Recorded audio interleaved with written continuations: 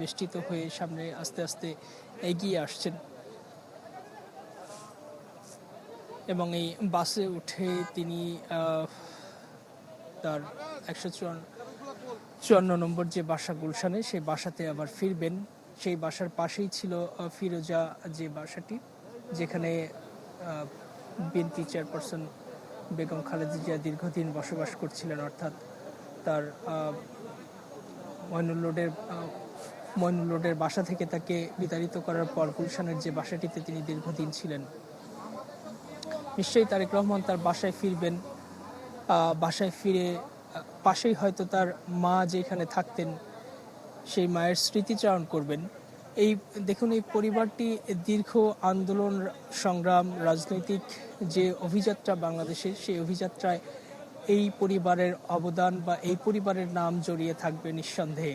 শহীদ রাষ্ট্রপতি জিয়াউর রহমান যেমনিভাবে তিনি দায়িত্ব যে এক অস্থির প্রেক্ষাপটে বাংলাদেশের রাজনীতিতে এসেছিলেন, দেশের দায়িত্ব নিয়েছিলেন এবং পরবর্তীতে বিএনপি গঠন করেছেন এবং যেভাবে তিনি নিহত হয়েছেন, তার পরিপ্রেক্ষিতে 1982 সালে বেগম খালেদা জিয়া তিনি দায়িত্ব নিয়েছিলেন এবং দায়িত্ব নেওয়ার 43 বছর ধরে তিনি সেই বিএনপির দায়িত্ব পালন করেছেন এবং বিএনপিকে 3 দফা রাষ্ট্র ক্ষমতায় নিয়ে গিয়েছিলেন এবং রাষ্ট্র ক্ষমতায় যাওয়ার পরে বাংলাদেশের অর্থনৈতিক থেকে শুরু করে রাজনৈতিক এবং নানা সামাজিক যে পরিবর্তন যার হাত ধরে সূচিত হয়েছিল বেগম খালেদা জিয়া, আজকে মৃত্যুর মধ্য দিয়ে একটা অধ্যায়ের পরিসমাপ্তি হলো। নিশ্চয়ই তার ছেলে তারেক রহমান তিনি এখন বিএনপির দায়িত্ব নেবেন এবং আপনি জানেন সামনে নির্বাচন রয়েছে, আগামী 12ই ফেব্রুয়ারি ত্রয়োদশ জাতীয় সংসদ নির্বাচন এবং গণভোটের তারিখ রয়েছে। ইতিমধ্যেই সেই নির্বাচন ঘিরে বিএনপি অধিকাংশ আসনেই তার প্রার্থীতে দিয়েছে এবং জোট সঙ্গীদেরও কিছু আসন দিয়েছে।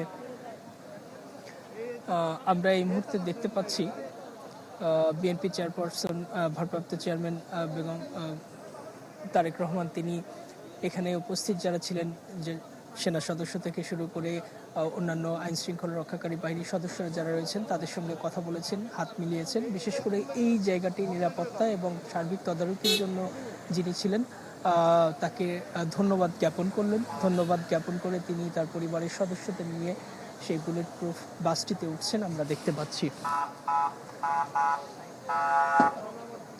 এবং এখান থেকে তিনি তার গুলশানের কার্যালয়, গুলশানের বাসায় চলে যাবেন। এবং যেটি বলছিলাম যে বেগম খালেদা জিয়ার হাত ধরে যেভাবে দেশের পরিবর্তন সূচনা হলো, আজকে তার মৃত্যুর মধ্য দিয়ে একটা অধ্যায়ের পরিসমাপ্তি ঘটলো এবং সামনে নির্বাচন রয়েছে।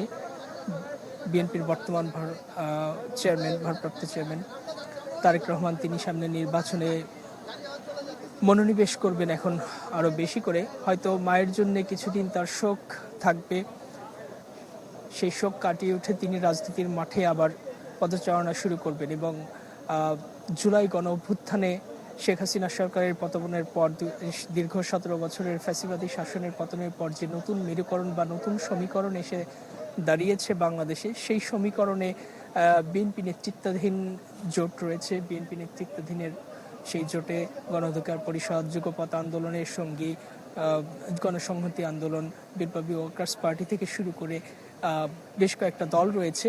এটি একটি সমীকরণ, এটি একটা জোট এবং এর বাইরে জামাতে ইসলাম বাংলাদেশ বা জামাত নেতৃত্বাধীন 8 দল, যদিও সম্প্রতি এনসিপি নতুন যে রাজনৈতিক দল, এনসিপি থেকে শুরু করে অন্যান্য রাজনৈতিক দলের একটি জোট রয়েছে। সুতরাং আগামী নির্বাচন বা আগামী দিনের রাজনীতি এই 2 প্রধান জোটকে ঘিরে যে হচ্ছে সেটি সুস্পষ্ট।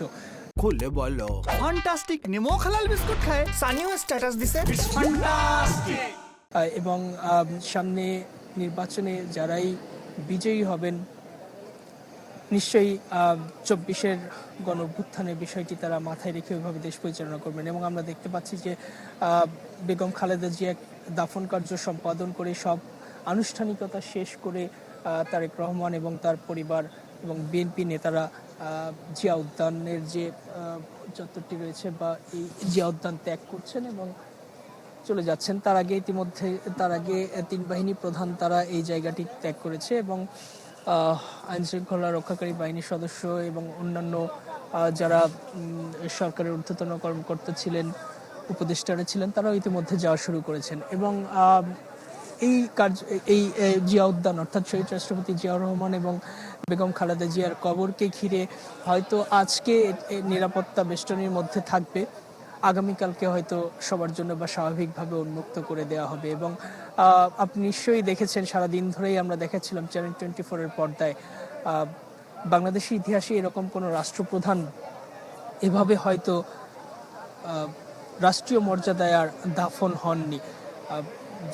কি অভূতপূর্ব দৃশ্য! বাংলাদেশের অপামর জনসাধারণ যেভাবে তার জানাজায় অংশ নিয়েছে, আমরা সিনিয়র সিটিজেন যারা, সিনিয়র নাগরিক যারা আছেন তাদের মুখে শুনেছি যে শহীদ রাষ্ট্রপতি জিয়াউর রহমানের জানাজায় ঠিক এই পরিমাণ বা এর থেকেও বেশি বা কম, আসলে সংখ্যাটা ঠিক যাচাইযোগ্য না, তবে বিপুল সংখ্যক মানুষ এভাবে অংশ নিয়েছিল।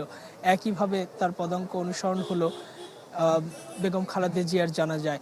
লাখ লাখ মানুষের সমাগমে আজকে ঢাকার এই সংসদ ভবন এরিয়া এবং তার আশেপাশে, এদিকে ধানমন্ডি, কলাবাগান, গাবতলী পর্যন্ত ছড়িয়েছে, ফার্মগেট, কারণ বাজার, আগারগাঁ পর্যন্ত লোকারণ্য ছিল।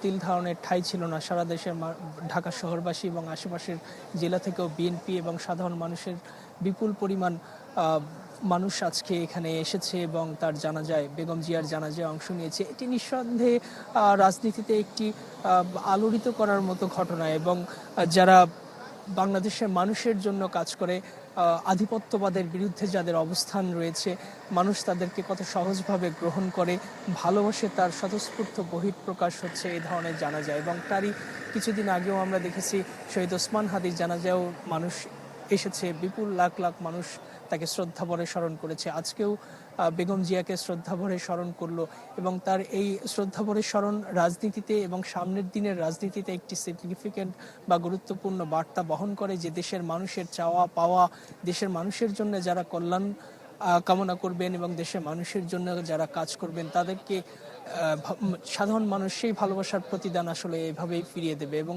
সারা দেশের মানুষের দোয়ায় বা ভালোবাসায় সিক্ত হয়ে বেগম জিয়া যেভাবে বিদায় নিলেন, তাতে নিঃসন্দেহে বলা যায় যে মহান আল্লাহ তাকে জান্নাত নসিব করবেন। এই দোয়ার মধ্য দিয়েই তিনি পৃথিবী থেকে বিদায় নিলেন, এবং এই দোয়ার মধ্য দিয়ে বা তার এই যে ভালোবাসার যে বহিঃপ্রকাশ তার সন্তান দেখলেন তারেক রহমান এবং বিএনপির অন্যান্য নেতারা যারা দেখলেন, এটি নিঃসন্দেহে তাদের জন্য একটি বড় বার্তা হিসেবে কাজ করবে। এবং আপনি জানেন, গণমাধ্যম সহ বিভিন্ন জায়গায় 5 আগস্ট পরবর্তী সারা বাংলাদেশে বিএনপির নেতাকর্মীরা যেভাবে তাদের যে বিভিন্ন কর্মকাণ্ডে যেভাবে সমালোচিত হয়েছেন, এটি আসলে ধারণা করা হচ্ছিল বা অনেকেই ধারণা করেন যে বিএনপি যতটা কাঙ্ক্ষিত সিট পাবে সেরকম হয়তো নাও পেতে পারে, কিছুটা বিমুখতা তৈরি হয়েছিল হয়তো মানুষের মনে, সেরকম অনেকেই বলার চেষ্টা করছিলেন। কিন্তু আজকে মানুষের যে স্বতঃস্ফূর্ত অংশগ্রহণ, বেগম জিয়াকে বিদায় জানাতে তারা যেভাবে এসেছে, এটি বিএনপির প্রতি এবং খালেদা জিয়ার প্রতি তাদের ভালোবাসার বহিঃপ্রকাশ। এবং সামনের দিনগুলোতে বিএনপির অন্যান্য নেতাদের কাছে নিশ্চয়ই এই বার্তা পৌঁছে যাবে। আমাদের আরেক সহকর্মী রয়েছেন আদ্দিন সজীব, যিনি এই বেগম জিয়ার জানাজার দাফন কার্য সমাধা এবং পুরো প্রক্রিয়ার সঙ্গে যিনি সংযুক্ত ছিলেন, আমরা নিশ্চয়ই আমরা তার কাছে যাচ্ছি।